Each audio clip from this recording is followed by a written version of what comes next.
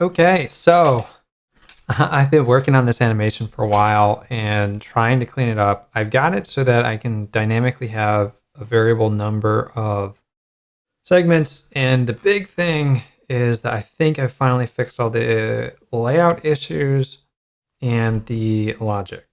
So if I hit change, it's going to do basically a two-part animation, and then it's going to go to the next stage. And so then it check mark and then goes to the next stage. Check mark, then goes to the next stage.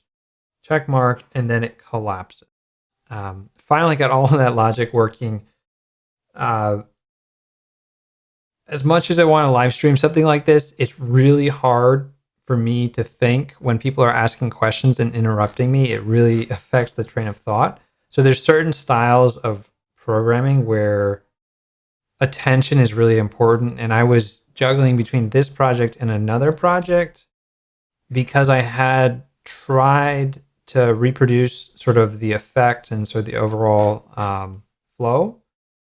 And that got me to this. And then just figuring out how to simplify the state logic. I did it slightly different in here than I ended up actually integrating. And so I finally figured that out, integrated it. I feel pretty confident with it. So now I can like turn off this one and we can go back a few words. And I can get rid of this. So we should see that will update the UI right above me. And then I should be able to switch through all of these different states. And then it collapses. And that's exactly what I want. How did I get this to work? Well, I think I refactored a ton of stuff. Am I doing this anywhere? Okay, so these three variables are gone. And this is all of the state that is driving the animations right now. So we have the current stage, which is an int. We've got the stages, which is value set here. And then I've got an is collapse state, which is for the final state, and then the current state. And I almost want to go back to just having two Booleans because these are almost the same thing. And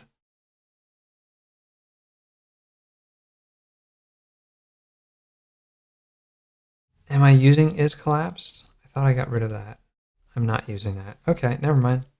These are the three things that are driving my state. If I ever need another state, that's where it's beneficial to have the state property. So I might just keep it that way.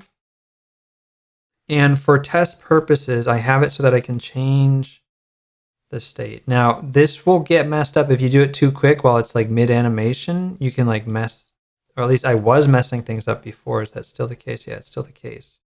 Where it never completes this animation. I don't know how to solve for that problem yet.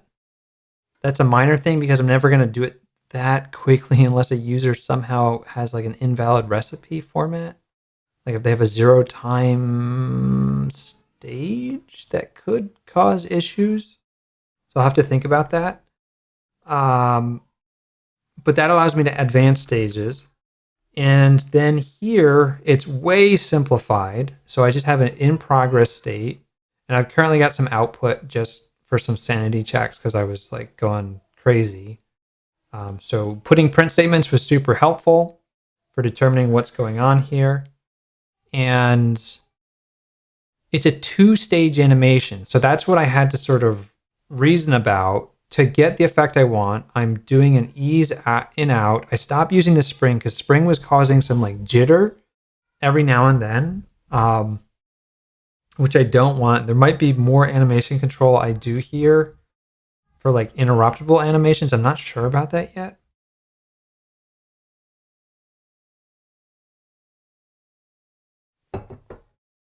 And then the big thing that's really important here is this async after. I need a way of triggering an action after a period of time. And so from a interaction standpoint, I set this to 700 milliseconds.